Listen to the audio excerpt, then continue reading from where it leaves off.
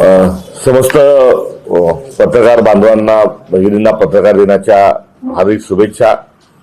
सध्याच्या संक्रमण काळात देशाला, समाजाला, लोकशाहीला, संविधानाला आपल्या स्तंभाची पत्रकारितेची नितांत आवश्यकता आहे आणि या आवश्यकतेतून, या जबाबदारीच्या अनुषंगाने देखील आम्ही आपलं अनन्यसाधारण महत्व हे मान्य करत असतानाच त्या अनुषंगाची देखील शुभेच्छा आपल्याला या ठिकाणी देतो.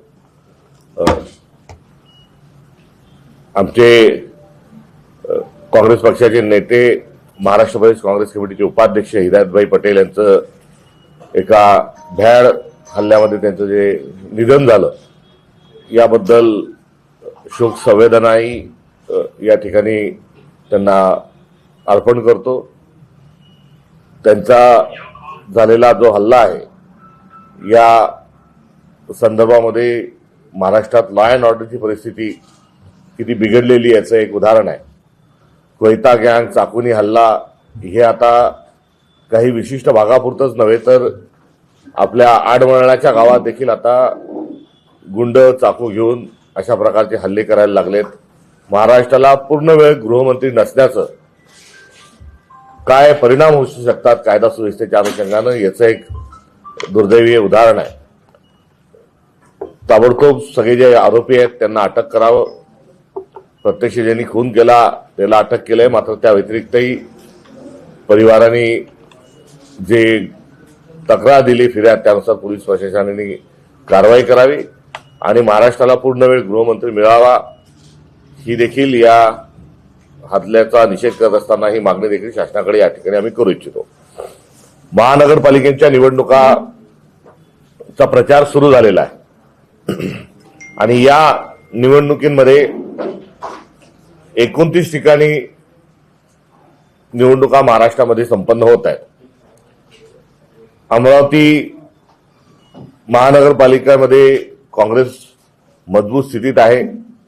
आमचं इथलं जे नेतृत्व आहे, जे स्थानिकी नेतृत्व आहे, महाराष्ट्राचंही नेतृत्व आहे, देशामध्ये प्रतिनिधित्व करणारं नेतृत्व आहे, अशी मतब्बर आमची या ठिकाणचे आदरणीय ज्येष्ठ सर्व नेते यांनी अमरावतीची विकासाची त्यांना पूर्ण जाण आहे. शहर कोणत्या दिशेने गेलं पाहिजे याचं भान देखील त्यांच्याजवळ आहे आणि काँग्रेस पक्ष एक दिलाने, एकमुखाने, कुठल्याही स्वरूपामध्ये काहीही भांड्याला कुठे भांडण न लागता मेरिटवर तिकीट वाटपाची प्रक्रिया ही अत्यंत खेळीमेळीत आणि मेरिटवर ही संपन्न झालेली आहे आणि एकच लक्ष आहे की अमरावती या शहराचं जे वैभव आहे, जी ओळख आहे, इथला जो तानाबाना आहे तो सुस्थितीत राहावा. अमरावती या शहरामध्ये गेल्या काही दिवसांमध्ये जर आपण बघितलं तर प्रशासकाच्या काळातला गोंधळ, भाजपच्या काळातला गोंधळ म्हणजे काय तर भ्रष्टाचार, फोफवलेला भ्रष्टाचार आणि लँड माफियांचा सुळसुळाट, ही दोन या महानगरपालिकेच्या माध्यमातून समोर आलेली परिस्थिती आहे आणि हे दोन भ्रष्टाचार आणि लँड माफिया हा जेव्हा फोफवला तेव्हा या शहरातली कायदा सुव्यवस्था, या शहरातली व्यसनाधीनता, कुठे ड्रग्ज सारखे, अफीम सारखे जे प्रकार आहेत, मटक्यासारखे जे विषय आहेत, यातून बेकायदेशीर आणि गुन्हेगारी ही फोफवलेली आहे आणि पर्यायाने इथला सामाजिक सांस्कृतिक ठेवा अडचणीत आलेला आहे.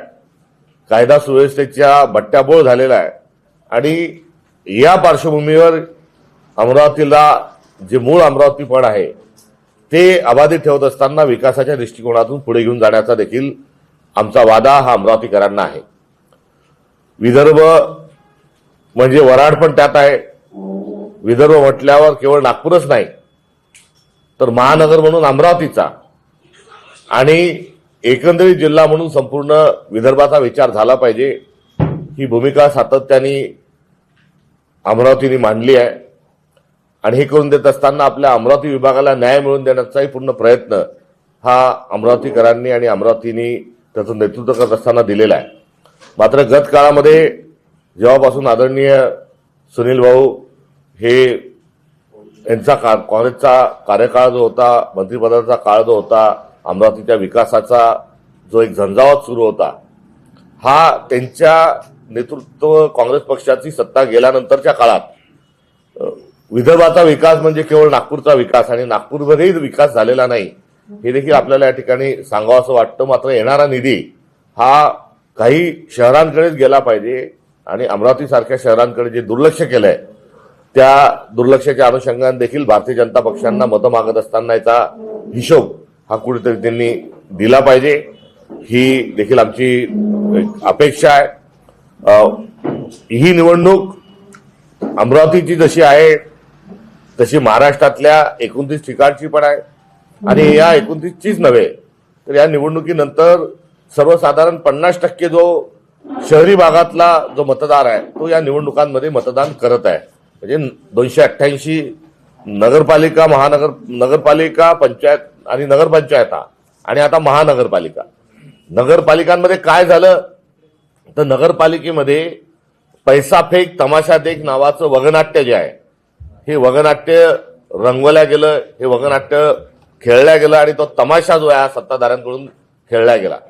यामध्ये मोठ्या प्रमाणावर कायदा व सुव्यवस्था ही गुंडाळून ठेवण्यात आली. निवडणूक आयोग जो आहे हा संपूर्णतः सत्ताधाऱ्यांच्या हातातलं खेळणं बनून राहिला. कलेक्टरचा महसूल विभाग असेल, पोलीस विभाग असेल, या सर्व विभागांनी सत्ताधाऱ्यांना मदत केली आणि यामध्ये पैशाची वाटप, यामध्ये बोगस मतदान हे आपल्याला दुर्दैवाने बघायला मिळालं. मी माध्यमांना त्यांना धन्यवाद देतो की मतदानाच्या दिवशी आणि मतदानाच्या पूर्वसंध्येला कसा पैसा वाटला गेला याचं चित्रण हे आपण सर्वांनी उघड्या डोळ्यांनी पाहिलं, ते आपण दाखवलं. मात्र त्यातून प्रशासन नावाची गोष्ट काम करत नाही हे सिद्ध झालं. मतदानाच्या दिवशी काय आपल्याला बघायला मिळालं की मंगल कार्यालयामध्ये बोगस मतदार आणून ठेवलेले आहेत. गाड्यामध्ये भरभरून जे आहेत ते बोगस मतदार येत आहेत. पोलिंग बूथवर बोगस मतदान पकडल्या गेलेलं आहे. बोगस मतदार पुढे पळतोय, पोलीस त्याच्या मागे पळतोय. हे सगळं नगरपालिकेच्या निवडणुकीमध्ये आपल्याला बघायला मिळालं आणि तोच कित्ता महानगरपालिकेच्या वेळेसही देखील गिरवण्याचा प्रयत्न आहे. घोडे बाजार जो आहे हा निवडून आल्यानंतर केला जातो अशा प्रकारचा एक समज हा होता. मात्र आता घोडे बाजार आधीच सुरू केलाय. उमेदवार विड्रॉल घेणे, त्याच्यावर दबाव आणणे, पोलिसांकरवी दबाव आणणे, अशा प्रकारचे नाना प्रकार करून महाराष्ट्रातल्या लोकशाहीच्या गळा घोटण्याचं काम हे भारतीय जनता पक्ष आणि त्यांचे दोन्ही मित्रपक्ष करत आहेत. त्यामुळे एकंदरीत एवढ्या जागा अनपोत ज्या आल्या आहेत, ह्या अनपोत जागा आलेल्या म्हणजे हे गुंड प्रवृत्तीचा आणि सरकारच गुंड आहे, मुख्यमंत्रीच गुंड आहे, दोन्ही उपमुख्यमंत्रीच गुंड आहे, याची ही प्रचिती या निमित्तानं आपल्याला बघण्याची वेळ ही महाराष्ट्रावर आलेली आहे. आम्ही निवडणूक आयोगाकडे जरी अनपोत झाला असलं तरी मतदान हा प्रत्येक नागरिकाचा अधिकार आहे आणि मतदानाला करताना नोटाचं बटन त्या ठिकाणी असतं. त्यामुळे अनपोत जरी झाली असली तरी केवळ नोटा बटनाची आपली ईव्हीएम मशीन त्या मतदार केंद्रावर ठेवावी ही काँग्रेस पक्षाने केलेली मागणी आहे. आणि एकंदरीत या आलेल्या अनपोत ज्या जागा आहेत या संशयाच्या भरात असल्यामुळे त्या ठिकाणी एक तर ईव्हीएम लावा किंवा पुन्हा त्या ठिकाणी ही निवडणूक त्या ठिकाणची रद्द करून पुन्हा निवडणुका लावा, ही या आशयाची निवडणूक आयोगाकडे आमची मागणी आहे. गुंड जेव्हा सरकारला आम्ही म्हणतो तेव्हा आम्हालाही दुःख आहे. मात्र त्याचं एकच उदाहरण देतो, अनेक उदाहरण आहेत. विधानसभेचे अध्यक्ष हे संविधानिक पद आहे, ते कस्टोडियन आहेत. संविधानाचे कस्टोडियन आहे, सभागृहाचे कस्टोडियन आहे. विधानसभेचे अध्यक्ष स्वतःचा भाऊ, स्वतःची भाऊजाई आणि स्वतःची बहीण हे 3 उमेदवार अनपोत व्हावे आणि कोणी उमेदवारी अर्ज जास्ती लोकांनी भरू नये यासाठी ते 4 वाजेपासून 4 वाजेपासून तर 7 वाजेपर्यंत निवडणूक निर्णय अधिकाऱ्याच्या कार्यालयासमोर जाऊन उभे राहतात. आत उमेदवारांना जाऊ देत नाही, उमेदवारांना दमदाटी करतात.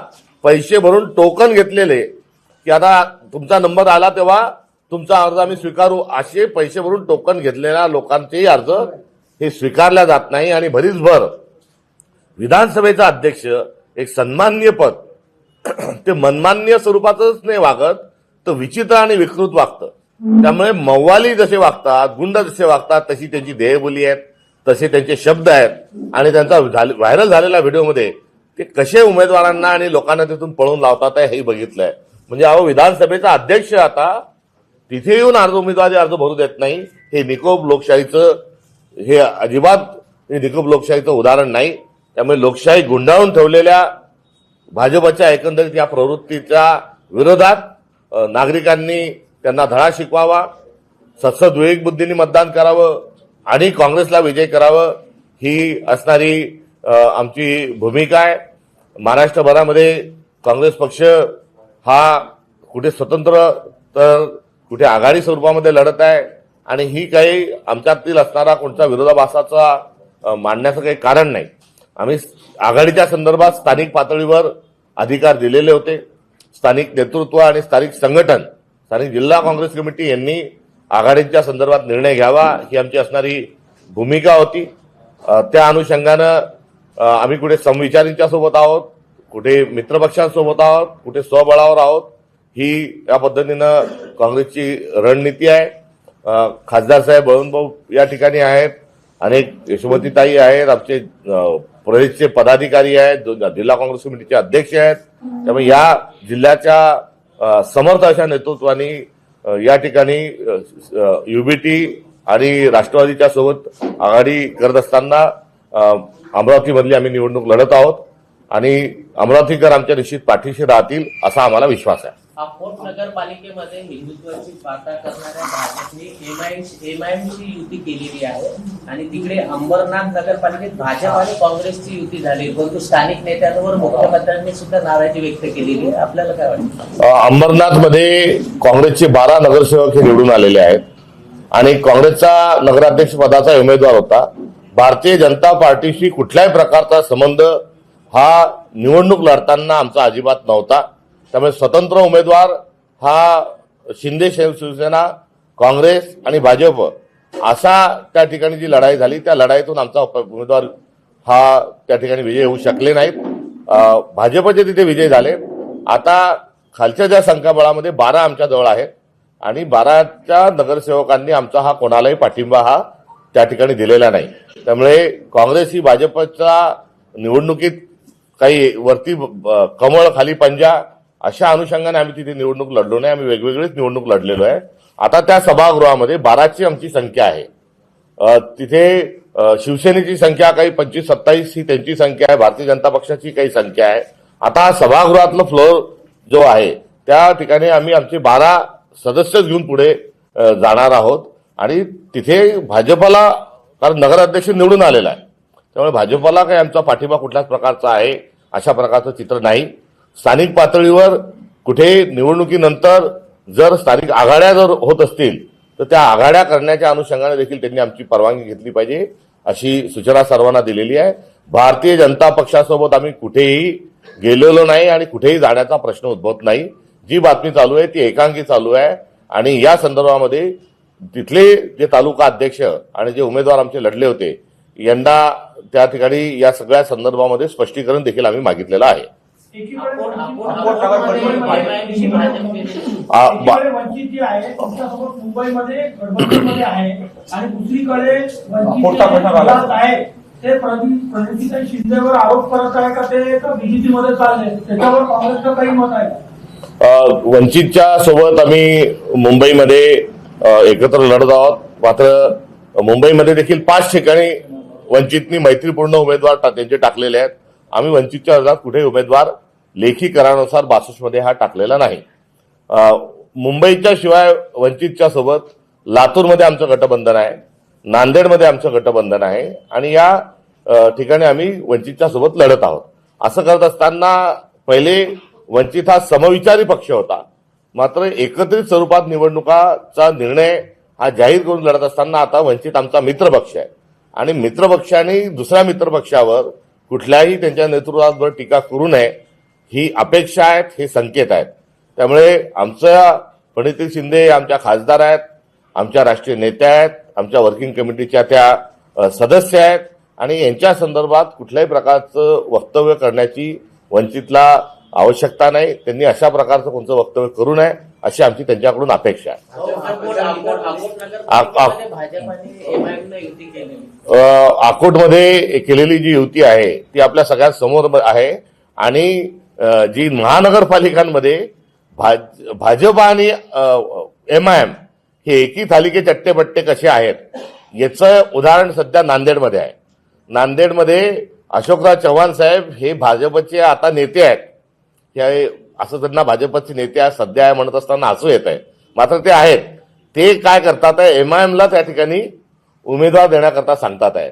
त्यामुळे अकोटला एमआयएम सोबत भाजपच्या जाणे आणि नांदेडमध्ये भाजप हा एमआयएमच्या उमेदवारांना उभं करणे हे दोन्ही त्याच्यातला अर्थ स्पष्ट आहे की एमआयएम जी आहे ही भारतीय जनता पार्टीची बी टीम आहे. भाजपच्या प्रचार गीतामध्ये निवडणूक आयोगानं त्यांना नाकारलेला आहे, कारण त्यांच्या प्रचार गीतामध्ये भगवा हा शब्द आल्याने त्यांचा निवडणूक आयोगाने त्याच्यावर आक्षेप घेतलेला आहे. निवडणूक आचारसंहितेच्या निकषानुसार आक्षेपार्ह शब्दाचा प्रयोग झाल्याचा ठपका देखील ठेवण्यात आला आहे. आपण कसं पाहतो? कोणत्या गीतावर? भाजपच्या प्रचार गीतात भगवा नावाचा शब्द आलेला आहे. त्या संदर्भात मला माहिती नाही आणि त्याची माहिती घेऊन द्यावं. सर, अमरावतीमध्ये काँग्रेसने अनेक दिग्गज नेत्यांना जे काँग्रेसचे निष्ठावान होते त्यांचे तिकीट नाकारलेले आहे. याच्यावर काही परिणाम पडेल का काँग्रेस पक्षावर? तिकीट ही एक प्रक्रिया आहे आणि काँग्रेस अमरावतीमध्ये मजबूत आहे. त्यामुळे एका जागेसाठी अनेकांनी जेव्हा अर्ज मागितला जातात तेव्हा तिकीट एकाच व्यक्तीला आम्ही देऊ शकतो आणि अशा परिस्थितीमध्ये ज्यांना तिकीट दिलं जात नाही यांची नाराजी ही समोर येते. हे नाराज जे आहेत त्यांना समजून सांगितलं जाईल. मात्र निकष जो आहे तो इलेक्ट्रॉलचाही यावेळेस होता आणि इलेक्ट्रॉलच्या सोबत पक्षाच्याही कार्यकर्त्याला जास्तीत जास्त जागा मिळावा म्हणून आम्ही स्थानिक पातळीवर निर्णय दिला होता. राज्य पातळीवर जर युती केली असती तर तिथे कार्यकर्त्यावर अन्याय होण्याची शक्यता जास्त होती, कारण ही निवडणूक कार्यकर्त्यांची, कार्यकर्त्यांना लढल्या जावी म्हणून पहिल्यांदा महाराष्ट्र प्रदेश काँग्रेस कमिटीने स्थानिकांना अधिकार दिले होते. आघाडी कराच अशा प्रकारच्या कोणत्याही सूचना त्यांना ह्या दिल्या नव्हत्या. इंडिया अलायन्सची आपल्याला आघाडी करावं असेल तर करा. तात्पर्य की एक तिकीट मागणार आहे आणि काय अशा परिस्थितीमध्ये काही गोष्टीकडे बोट दाखवल्या जातात. तर निष्ठावान कार्यकर्त्यांना न्याय मिळावा म्हणूनच काँग्रेसने यावेळेस ही विकेंद्रित स्वरूपाची भूमिका तिकीट वाटपाच्या संदर्भात असेल आणि आघाडीच्या संदर्भात असेल स्थानिकांना अधिकार देण्याचं कारणच कार्यकर्ता हे होतं. काँग्रेसचे ज्येष्ठ नेते हिदायत पटेलच्या हत्येप्रकरणी काँग्रेसचे आणि राष्ट्रवादी अजित पवार गटाच्या पदाधिकाऱ्यावर हत्येचा गुन्हा दाखल झाला. हिदायत पटेल हे उपाध्यक्ष होते. त्या घटनेमध्ये ज्यांनी प्रत्यक्ष चाकू मारला त्या व्यक्तीच्या व्यतिरिक्तही जो FIR दाखल केलेला आहे त्यामध्ये जरूर काँग्रेस पक्षाचे त्या ठिकाणी लढलेले उमेदवार जे आहेत त्यांचं नाव आहे, अधिक एक जो आहे त्या 2 जणांची त्यामध्ये नाव आहेत. या संदर्भात पोलीस आपलं काम करतील आणि जे दोषी असतील त्यांच्यावर कारवाई करतील. काँग्रेसच्या वतीनं निवडणुकीला काँग्रेसने गेलेले आहात, परंतु गेल्या वेळी जवळपास 25% जास्त जागा दोन्ही काँग्रेसचा एकही नगरसेवक राहील आणि आताही त्या ठिकाणी उमेदवार मिळणं कठीण झालेला किंवा दिला तरी तो फार स्ट्रॉंग नाहीये. हे पक्ष संघटन खिळखिळ झाल्याचं चिन्ह असं वाटत नाही का? नाही, खिळखिळाचा भारतीय जनता पक्ष मजबूत झालेला आहे असा आज कांगावा केला जातो. त्या पक्षामध्ये दुसऱ्या पक्षातून आलेल्या माणसांना तिकीटं दिल्या जातात आहे. त्यामुळे हे वाक्य कुठेतरी तुलनात्मक स्वरूपाचं एक दर्शवण्याचा जो प्रयत्न होतो हा मूळतः चुकीचा आहे. आम्ही पूर्ण 74 जागी काँग्रेस पक्षाचे उमेदवार आहेत आणि यांना निवडणुकीच्या निकालाच्या आधीच त्यांच्या संदर्भात भाष्य करणं हे योग्य राहणार नाही असं वाटतं. पिंपरीमध्ये 40,000 कोटीची कामं कुठे झाली दाखवा असं अजित पवारांनी भाजपवर पुन्हा निशाणा केलेला आहे. भाजपच्या काळात पिंपरी पालिका कर्जात बुडाल्याचा आरोप देखील त्यांनी केलेला आहे. तुम्ही कसं पाहता? पिंपरी चिंचवड ही भारतातली सर्वात श्रीमंत महानगरपालिका होती. फिक्स्ड डिपॉझिट होते. मुंबई महानगरपालिकेत तर 90,000चे फिक्स्ड डिपॉझिट होते.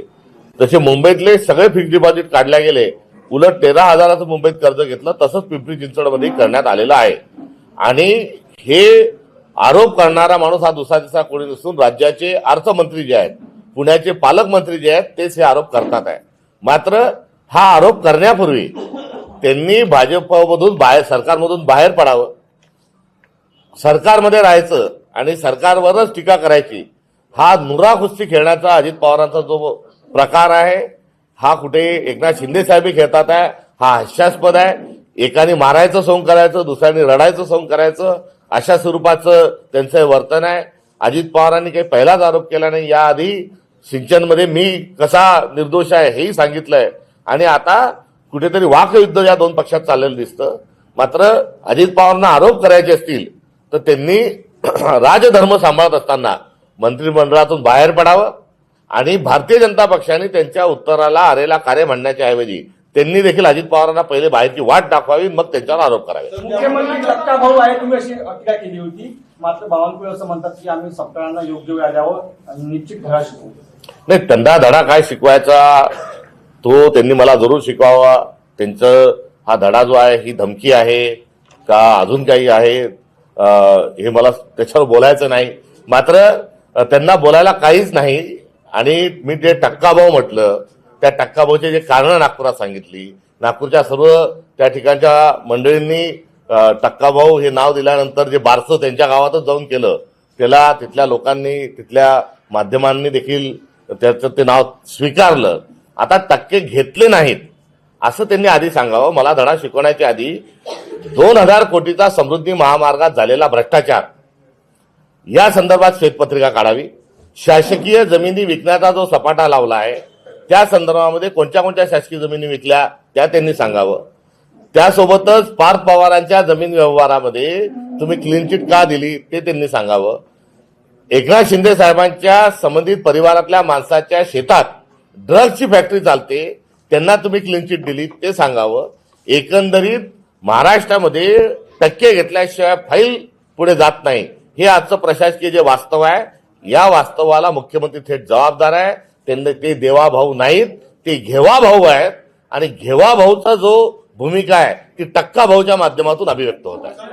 ज्या पद्धतीनं तुम्ही आता नगरसेवक बिनविरोध झाले यावर टीका करताय, त्यानंतर फडणवीसांनी असं म्हटलंय की देशाला संसदेत 35 खासदार अविरोध निवडून आलेले आहेत, त्यातील जवळपास 33 खासदार हे काँग्रेसच्या काळात निवडून आले तेव्हा लोकशाही होती आणि आता पुण्यात 4 नगरसेवक अविरोध झाले तर लोकशाही धोक्यात आहे असं म्हणणं कितपत योग्य आहे?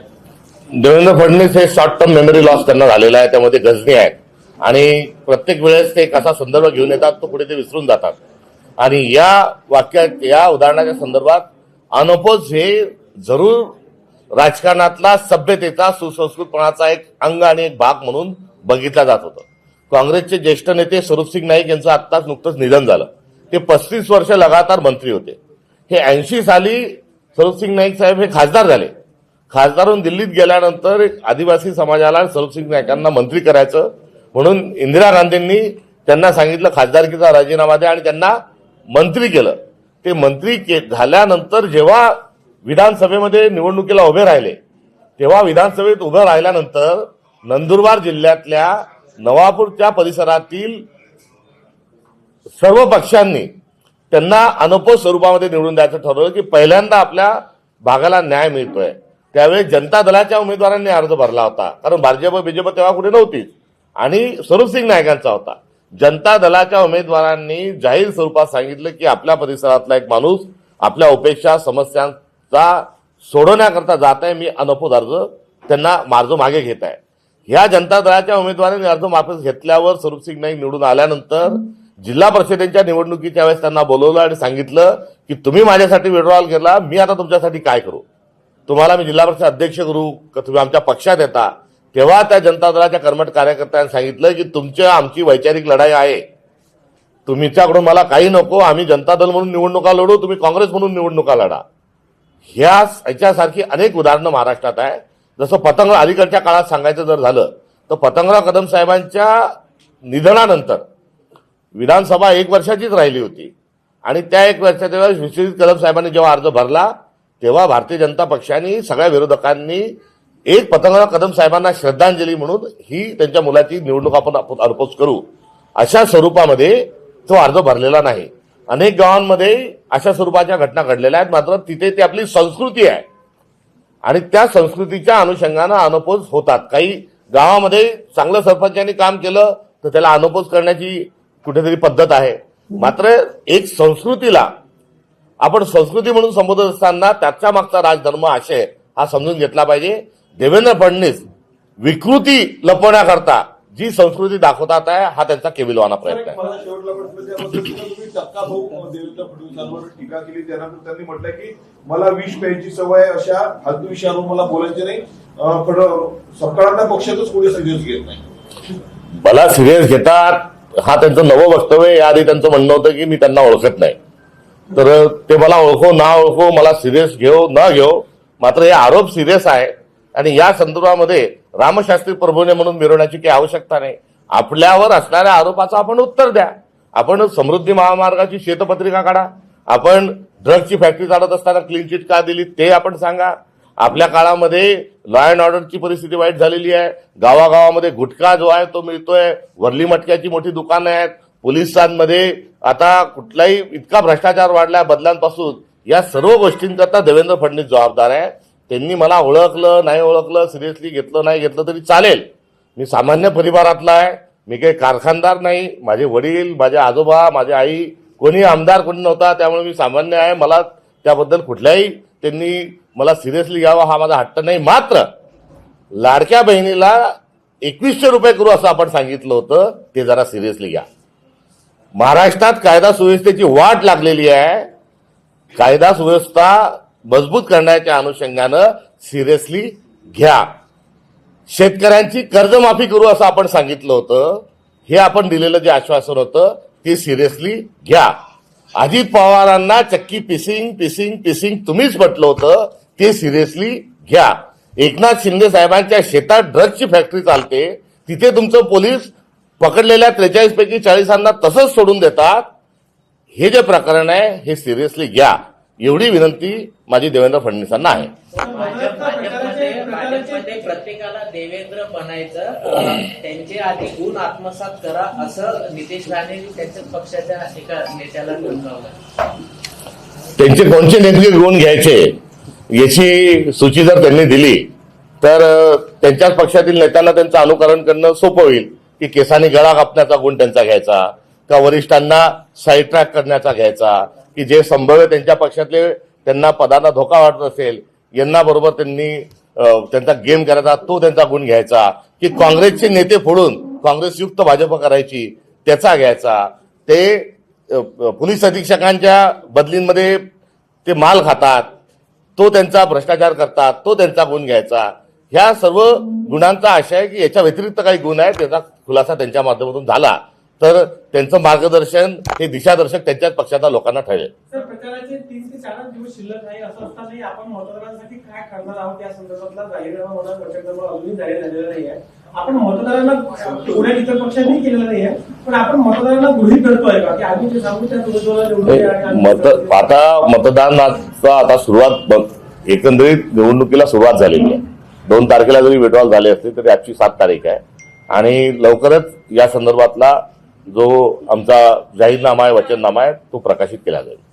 भाजप सुरुवातीपासून दावा करत आहे का महापौर आमचा राहणार आहे, परंतु काँग्रेसच्या गटाकडून असा काहीच दावा केला जात नाही आहे. असं वाटत नाही का मतदारांमध्ये दावा अनेक वेळ केला भाजपा जी आहे पहिले आश्वासन दिली तरी का बा आमचाच भाजपाचा होणार आहे. ते त्यांचा हा जो दावा आहे परमनंट आहे, निवडणूक घोषित होण्याच्या आधीपासूनचा आहे आणि त्यांचा दावा इतका मजबूत आहे की महापौराच्या आरक्षणही अजून त्यांनी काढलेले नाही. कोणत्या कोणत्या गावात आपल्याला बहुमत मिळेल त्यावर ते आरक्षण काढणार आहेत की काय अशी शंका या निमित्तानं उपस्थित करू द्या आणि उष्णा अवसान आणून त्यांना हा आत्मविश्वास दाखवा लागत आहे.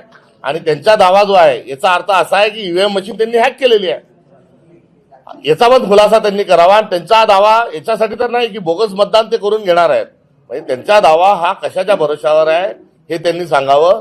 जनता त्यांच्यासोबत जर असेल तर पैसे का वाटतात आहे. पहिले निवडणुकीमध्ये नरेंद्र मोदी असे आहेत वगैरे हे ते नेतृत्वाच्या भरोशावर मतं मागितले, नंतर काही शासकीय योजना लाडक्या बहिणीसारख्या आल्या त्याच्यावर मतं मागितले आणि आता ते पैसे वाटून ते निवडून येतात आहे. याचा अर्थ त्यांची अधोगती ही मोठ्या प्रमाणात सुरू आहे आणि त्यांच्या पायाखालची वाळू सरकलेली आहे. भाजपाचे तिकीट वाटप असताना भाजपाच्या एका कार्यकर्त्यांनी त्यांच्याच कार्यालयात काँग्रेसचा झेंडा फडकवणार कार्यालयात या गोष्टीचं तुम्ही कशा पद्धतीने पाहता. तो काँग्रेसमधूनच घेतलेला आमचा कार्यकर्ता असावा, तिथे जाऊन त्याचा भ्रमनिरस झालेला असावा. कारण काँग्रेस मुक्त भारत करण्याच्या नादात आता भारतीय जनता पार्टीत कुठेतरी काँग्रेस युक्त होत चाललेली आहे. आणि स्टेजवर देवेंद्र फडणवीसांनी बोलता बोलता जर मागे वळून पाहिलं तर आता त्यांच्याच पक्षात काँग्रेसचे किती लोक हे लक्षात येईल. आणि यासोबत दुसरा जो नारा होता भारतीय जनता पक्षाचा हा होता की 100% भाजप. आता 100% भाजप करण्याकरता मित्र पक्षांना बाजूला सावरण्याची प्रक्रिया त्यांनी सुरू केली आहे. राज ठाकरे आणि उद्धव ठाकरे यांच्या संयुक्त मुलाखतीचा टीजर प्रदर्शित झालेला आहे. राज्यकर्त्यांचं राज्यावर प्रेम व्हावं, सत्तेवर नको. मुलाखतीत ठाकरे बंधूंचा भाजपवरती निशाणा पाहायला मिळाला टीजरमध्ये. तुम्ही कसं पाहताय? सर तो टीजर काही बघितला नाही, मात्र जो आशय आहे तो आशय सर्व मान्य आहे. आणि देवेंद्र फडणवीसांना आता सत्तेवर प्रेम राहिलेलं आहे, ना विदर्भावर राहिलंय ना महाराष्ट्रावर राहिलेलं आहे. केवळ सत्ता हा त्याच्यासाठी आता परवलीचा शब्द आहे. सर संजय राऊतांनी एक वादग्रस्त वक्तव्य केलेलं आहे. भाजप कामाठी पुरासारखा धंदा करायला बसलेला आहे अशी टीका केली आहे. त्यांनी त्यांचं मत जे आहे ते त्यांनी व्यक्त केलं आहे. थँक्यू.